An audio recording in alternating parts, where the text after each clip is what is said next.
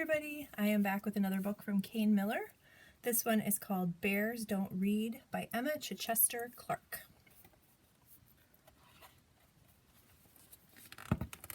Most days, George sat on a bench at the edge of the woods and stared out at the distant hills. He wondered about life. Oh, life is lovely, he thought, tra-la-la and all that. But is this it, he wondered? Is this all there is? His brothers and sisters never wondered about anything. They were perfectly happy chatting about fishing, doing the usual bear things and telling the same old stories over and over again. But George was bored. He didn't want to do the usual bear things anymore. He wanted other things. But what? He wondered. Then one day, as George was strolling through the forest, he found a book lying beneath a tree. Somebody must have lost it, he thought. How interesting. Inside it were pictures of a bear, just like him. On the other pages, there were lots and lots of words. Each one, even the tiny ones, is saying something, he thought. If only I knew what it was. And this bear is having an exciting life, not like mine. George sighed, but then he had a brilliant idea.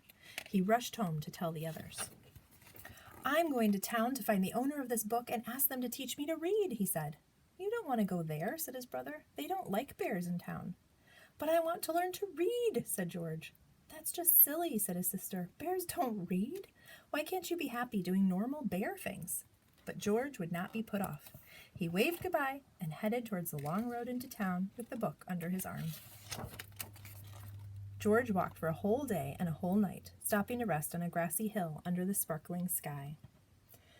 Before he slept, he opened the book again and gazed at the words. Already he felt that the world was a more interesting place. The next morning, George rose with the sun, and by midday he could see the town in the distance. He smiled. It looked lovely. There must be so many people who know how to read there, he thought, and lots of new stories they can tell me. But when he arrived, everyone was running. Some were even screaming. Wait, said George.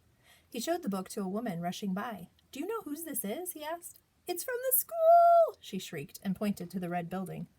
Bear, somebody shouted. Call the police. How peculiar, thought George as he walked towards the school. Inside the school, there was complete silence. Where was everybody? George peered over the desk. Hello, he said, but there was nobody there. Suddenly, there was a shout. Freeze! Hands above your head! George was surrounded by policemen. What's the matter? He asked nervously. You're a gigantic great grizzly bear, shouted the chief of police. That's the matter. They moved towards him, holding up their shields. I don't want any trouble, said the chief. George didn't want any trouble either. It wasn't his fault he was a gigantic great grizzly bear. He held the book tightly in his paw. Just then the doors burst open and in walked a little girl called Clementine with her mother. Hey, cried Clementine, that's my book. And that's the bear in my book. This is a dangerous animal, roared the chief. Stand back. He doesn't look dangerous to me, said Clementine. No, said George, I'm not that sort of bear at all. I was just hoping someone could teach me to read. Silence, roared the chief. But Clementine wasn't listening. I'm learning to read, she said. We could learn together, couldn't we, Mom? Clementine's mother looked at George. She could see he was a perfectly nice sort of bear.